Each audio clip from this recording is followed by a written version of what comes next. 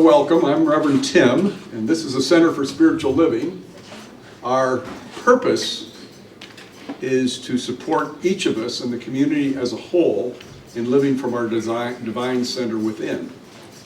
And it's in service to our vision, which is the creation of a world that works for everyone. So that's where you're at in case you were wondering. It's really good to see people arrive. I've officially declared it the new normal. We are at normal now. It may change some, but it isn't going to change much. There's little flutters up and down as people kind of, let's see, there seems to be something going on over here. And yeah, oh yeah, we got war over there. And one of my favorite songs was the John Foster Dulles song, sung by the Kingston Trio in the 60s. And it starts out with they're rioting in Africa, there's strife in Iran, there's blah, blah, blah. And it pretty much stays the same. And the only thing we can do, as I see it and understand it, is work on creating our own center of life and tranquility and share that with others and allow the world to do whatever it's going to do. Doesn't mean we don't participate, but we don't get hooked and strangled on the cords of discord. So welcome. We've got a really great show today. Our next part is a song followed by meditation by Arch Crane. And Archie's been kind of on sabbatical, but is back and undertaking some exciting things, including we're going to have a meditation hour. We're still working on location and time, but if you think that might be something you'd like to do, it's silent meditation, nothing taught, just people getting together and meditating.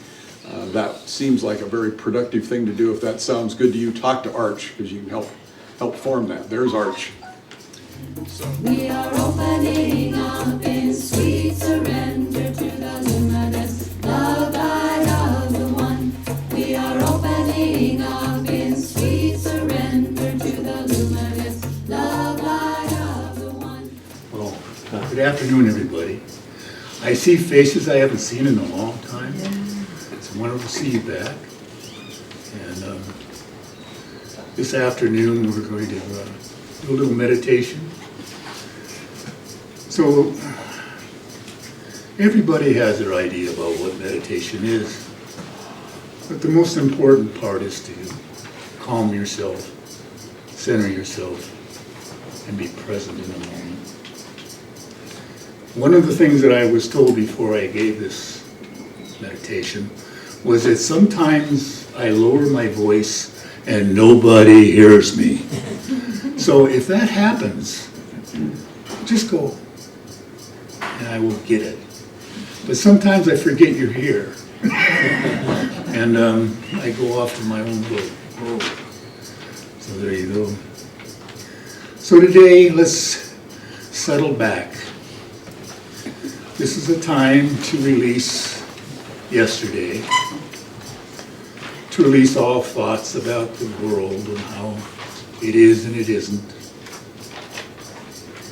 to try to stop judging, to let go, to get into what's called the child's mind, where everything is a new experience. Every feeling, every emotion that comes up is savored. I came across a prayer that I thought was really, really deep for me. It brought me into a place where I was really present with myself. And I'm going to share some of that with you today, if I can read it. Let me get it closer to my eyeballs. Number 1. May I be peaceful. May I find peace. May I be kind. Kindness. May I not hold disappointment. But just let it go.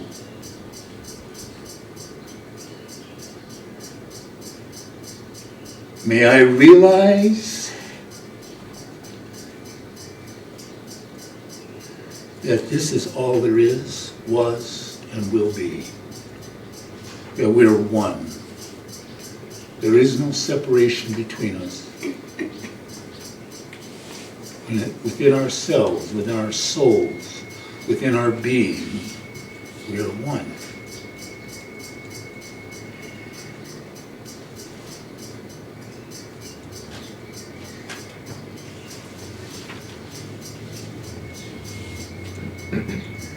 Know that you are one, that this is the moment. It has many facets that are true and are false. So when you believe it's the truth of yourself, another person will think differently and believe it's the truth of themselves. So may I allow different opinions.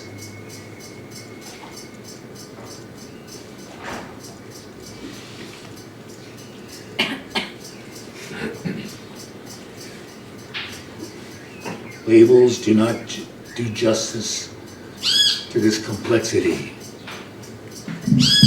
If you notice that when you're walking around, you're naming things all the time. That's a chair, there's the floor, there's Arch, there's Arlene, there's Beth, there's... Everything has a label. But underneath that label is an essence, presence. Whether it be a rock or the highest. We need to respect the fact that it is a part of me, a part of us, that the plants and the birds and the trees and the flowers and the rocks and the sand and the lake and the mountains all are changing as we are. We are one. Some time ago, I came across a fellow that said, "Wow, I love that mountain. It's my mountain. I love my mountain. It's a beautiful mountain. I love it." And I went, his mountain. Well, what he was saying was, I'm one with that mountain. I'm one at one. So today, we're going to have a talk by Daisy Beth. And let's listen to what she's saying and what's underneath it. What are the feelings that are in my soul? This is a time to let go of what we normally do, think and get distracted. Let's see if we can pay attention to the moment and be who we really are.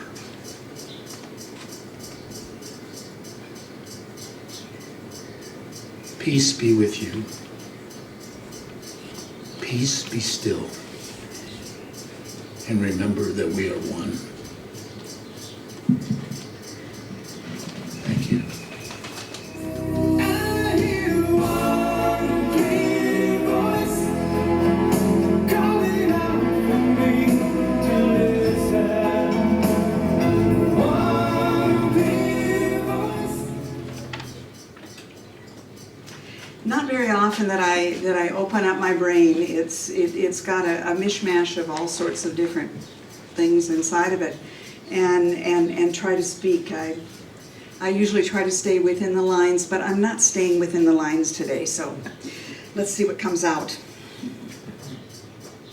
Several years ago, I was cleaning out a drawer as I packed to move. I found a small piece of paper with a list of 5 or 6 things that I wanted in my life. I think it had been sitting there for 2 or 3 years. Certain amount of money in the bank, a new car, of course, a trip I wanted to take, some classes I was interested in, and a new work situation. You know, the usual stuff that we want to manifest in our lives. I was astonished. I realized that every single thing that was on that list in the drawer was complete. It was done. It had been sitting there unnoticed. Without any direct input or specific action on my part. No vision board, no sacred ceremony, no daily prayers. Just an intention, put on a list. I put it away, and it happened. Think through your life at the milestones that you set your cap for. How many were you able to accomplish? Can you pause and think? A lot of them. A lot of them. We've all done these things in one way or another. We've manifested parking spaces, and we've created dollars to pay the bills, and we've got a job, and then we got another job, and then we got a vacation, and that we really, really enjoyed. Things that we wanted, set our intention, and it came. For me, it was manifesting warm, sunny days in Seattle, where overcast and rain are the norm. But I was good at it. I could, if I had a couple of days, I couldn't do it in 24 hours usually. But if I had 2 days or 3 days, I could manifest the most beautiful day that you ever saw. The 5-part prayer that we use in Science of Mind is just such an intention setting. It's a way of convincing ourselves that the dream that we have is not only possible, not only probable, but on the way. Now, that's not the only way we can do it. We can just say, it's done, and for many of us, that's enough. But prayer is a way of convincing ourselves when there's questions in our mind. We recognize that Source is all that there is. It's the center of the universe. It is whole, it is complete, and it's all there is. I unify myself with that Source, saying that I am also that. There is only one here, so I am that too. I am just as capable as Source is. I am creative. I am fully able, and I am willing to believe that's possible. The third part is to state exactly what it is that I want in my life. Describing it fully, completely, until I feel it already here down to my bones. Fourth is giving gratitude for the feeling of its presence in my life, for that knowing that I have built inside of myself. Though I may not see it on the outside, my inside emotional life knows that its path is already set. And then the last, releasing it into the universe, hiding it in my drawer if that's what it takes. Knowing that every piece of faith that I have, it is coming. Our choice here on this earth is to believe in the overwhelming abundance of the universe and its willingness to respond to our requests. It is a choice. It's a decision. It's not something that can be glossed over with hope. That doesn't quite do it. It's the belief all the way down to the bottom of myself. And choosing to have the faith in the universe, that the universe responds to me and to my wishes, is certainly a more hopeful and happier place than the alternative. I would rather have a life in which I had input than one where I didn't. So I choose to believe in a universe that responds to me. What about those places where the universe has not responded to me? We've also got some of those, each one of us. What's the difference?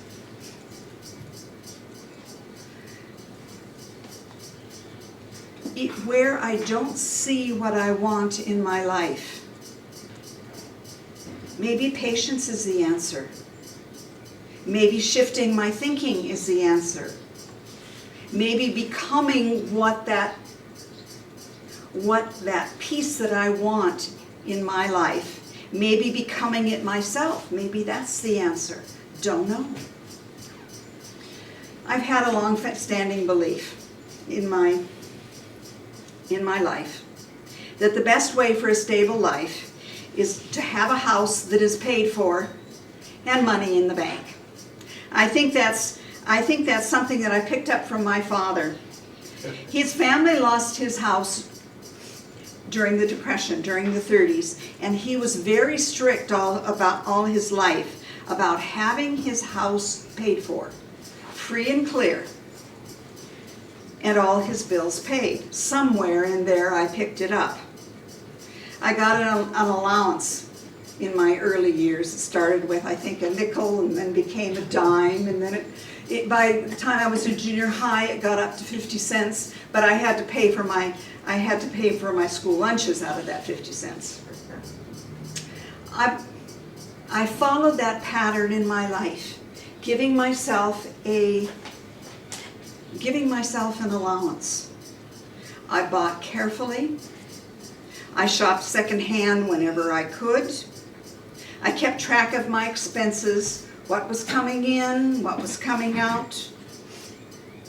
I saved religiously, and I celebrated every time I was able to make an extra payment on my mortgage. Every time. I found I could get close to paying off my house, but other things in life always got in the way. A trip, another bigger house, kids, something that just had to be paid. You notice how my initial deeply held intention was muddied by allowing things to get in the way. But I still held on to that belief. I want a house that's paid for, and I want some money in the bank. I kept trying. Finally, I moved to Mexico, where mortgages are almost unheard of, or cost 12%. And there is no way in the whole world I'm going to pay 12% for a mortgage. So it happened. I figured out a way to buy a house and to pay for the whole thing. Not quite the scenario that I had spent my whole life planning, but here it is. And I think we need to remember that with what our intentions are. They may not look like we expect them to, and they may not come in a timeline.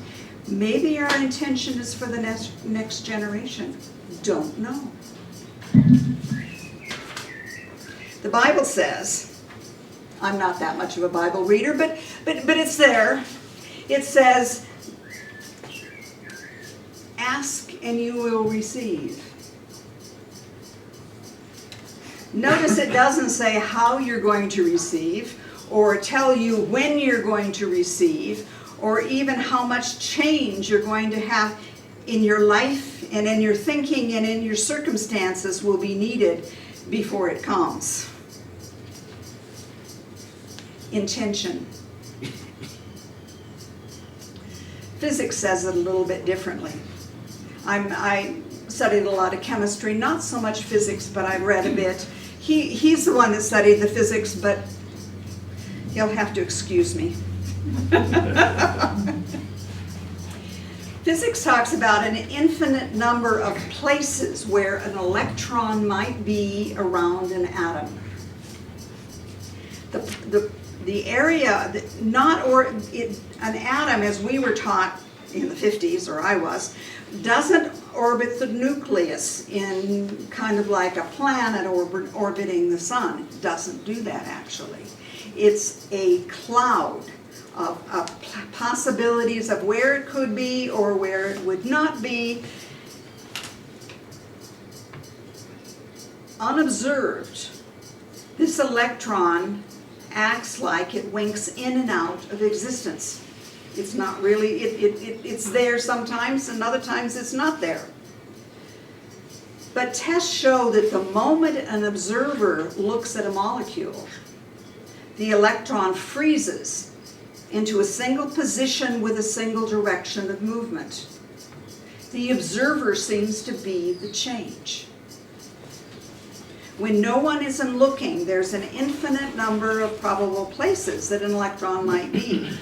With the glance of an observer or an instrument checked by an observer, all those infinite number of possibilities freeze down to one. And it's not always the same one, all on a microscopic level. We don't see it happening that same way on a larger level. Thank goodness.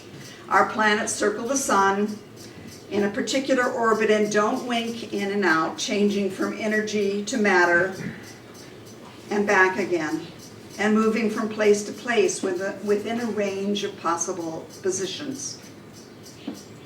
Our old adage, as above, so below, may not apply here. Don't know. Are the molecules of the planet responding to a different set of laws than the planet as a whole? Question. Are there laws for larger particles like planets that override laws for smaller particles like atoms? We know that happens when we see an airplane traveling at a fast speed through the air, which is obviously able to defy the laws that we know of gravity. There's a higher law that supersedes the original one we thought of. Honestly, I'm unsure of all of this. So I have to make decisions. What does my world look like? What do I want my world to look like? And where does one set of laws end and another set take over? So let's go back to intention. If the intention to observe that electron freezes it in place at a subatomic level, it pulls this electron out of an energetic cloud of possibilities and possible positions and fixes it at a certain pattern of motion. If that's what's happening, what determines which of these millions of possible positions that electron will choose? That is the question that immediately pops into my mind. In Science of Mind, we talk about the invisible field of possibilities that intertwines the world we see. We talk about matter following the laws of the universe. We don't talk about magic doing the work, though I'm sure the first airplane looked like magic to those standing below. I'm making a leap of faith here, but I choose to believe that this electron will land, that the position that this electron will land at changes with the energies going on around it, with the intentions of the observer.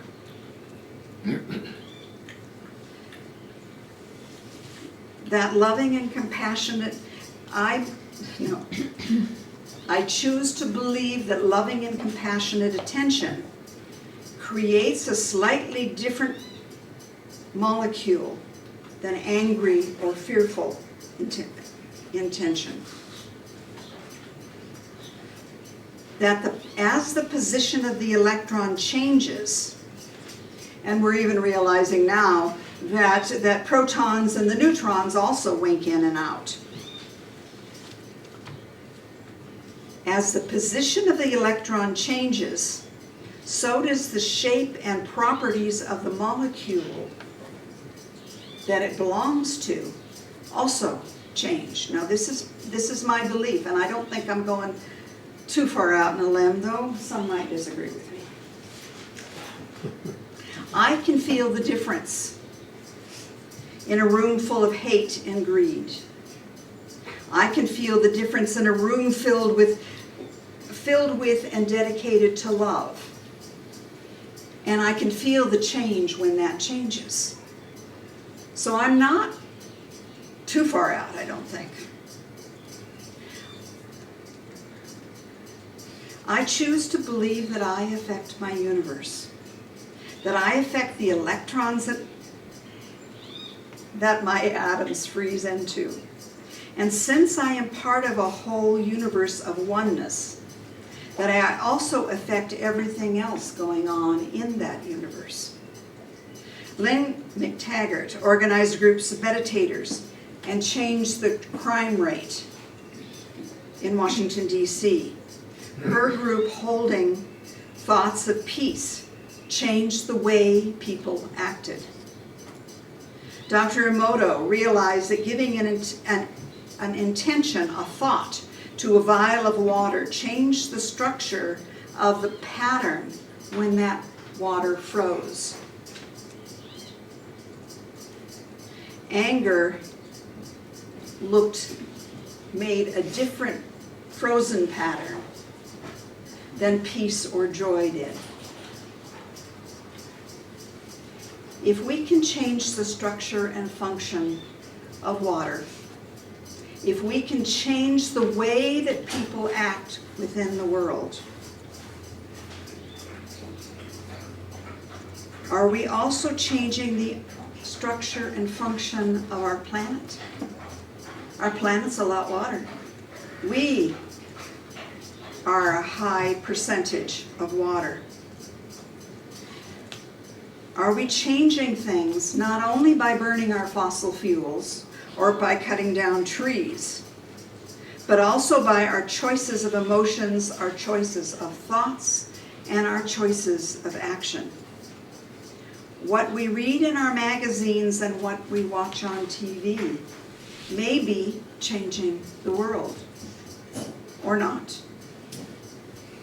I believe that we're the responsible ones, and it behooves us to choose what we think about, what we listen to on TV, what we read in our magazines. How we're feeling in the world has an effect on the world around us, I believe. How we're acting and when these do not feel good to ourselves, that it's our choice to figure out ways to change. Besides, laughing and dancing, at least for me, is so much more fun, so much more healthy, and I can do it anywhere. Thank you.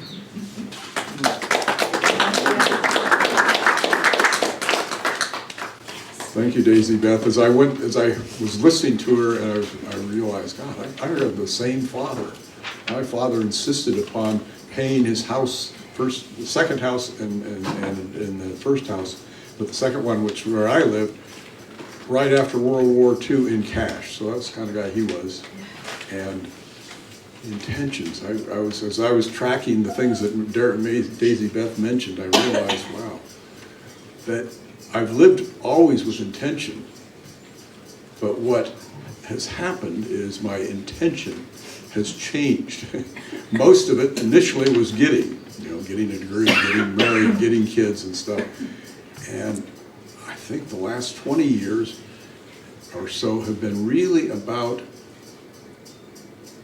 being intent upon establishing and being in right relationship with myself, first of all, but with those around me in the universe, and seeing the possibility of that even when there is strife and discord and upset, not only out there, but in here.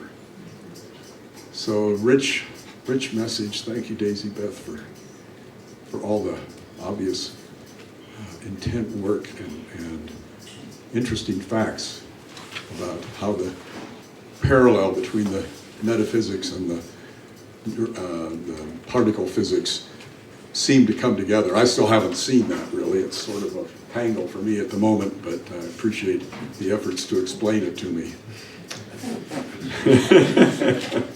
I'm trying to untangle the tangling. Yeah, a lot of knots. So we're going to take up an offering, so invite Steve to come up and do that. I think we've got a basket. I'm going to play a song that kind of goes along with it.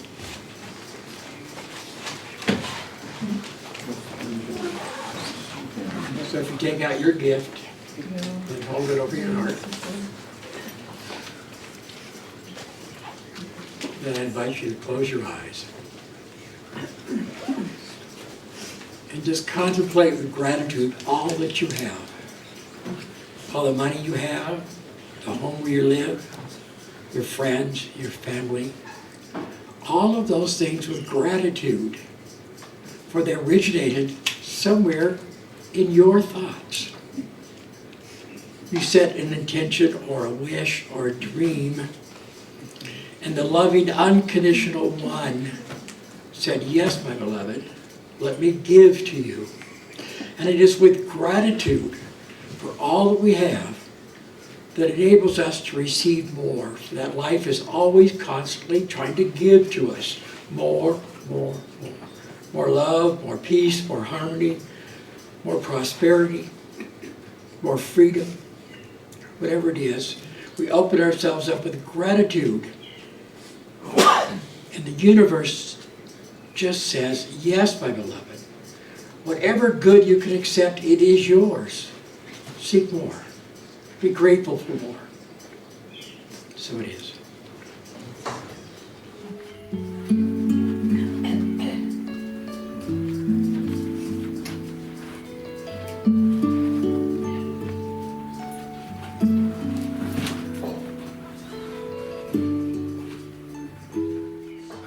What are we doing? Where are we going?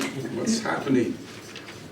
Probably the most exciting thing that's happened the last week is our book club finally made a decision on the book. You want to tell us a little bit about the book and who are the fans of who are in the class? There's Dave.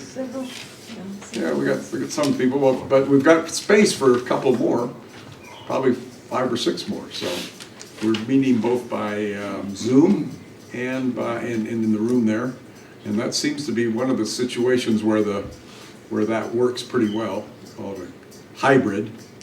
And the book is by a Dutchman who, at I guess 2 years old, was thrown in a Japanese prisoner of war camp. His family was in Indonesia, and he has a very interesting story, and a tangled first 20, 30 years of life that led to his eventual working through all that and presenting it in a way that others can do it. So if you're interested in how people really evolve and their intentions and what they pay attention to and how that changes their lives, he seems to be a pretty good witness of that. So you're welcome to join us. And other things that are happening. Steve, you want to tell about the prayer circle, the website, and the prayer circle? So the website is www.cslchapala.com. I'm the webmaster. And if you're not on the newsletter, you can sign up there in the homepage. There's also a place to sign up for donations, to give donations monthly or just once, whatever you're called to. And there's also a place for prayer requests. Also, by the table, there's a prayer request box. You're welcome to write a prayer request in there. And also after the service, so the brief time we have between we finish this up and start the potluck, you can join me over there. I'll do a brief, short prayer circle where I'll do the 5 steps of treatment. We'll do those together. And then I'm with a group of ministers and practitioners. We meet Wednesday morning and we do a prayer circle. We pray for whoever's asked for prayers and people we know about, we pray, and then we send that out also to other ministers and practitioners. Great, thank you, Steve. Yeah, that prayer circle's been a really big addition. It's one of the positives that's grown out of the COVID situation, or at least seemed to have grown out of that as a response. It's been very helpful to a lot of people. What else? Reverend Rebecca, how are we doing on the Conference of the Americas? I come to the front. We're talking about the power of intention that we did today. When I presented this gentleman the intention of having a convention here, you can just go to Facebook and write Convention of the Americans on however you want to do it, and you can take a look at the speakers, the program, everything in detail. Also, there will be people there helping you, assisting you, and giving you directions constantly in the chat. So, Convention of the Americas in Facebook. We're gonna push the chairs out of the way and form a circle is our next little job. Let there be peace on earth, and let it begin with me. Let there be peace on earth, the peace that was meant to be, with God as our center, and let it begin with me. Before we break up, I'm almost off my feet.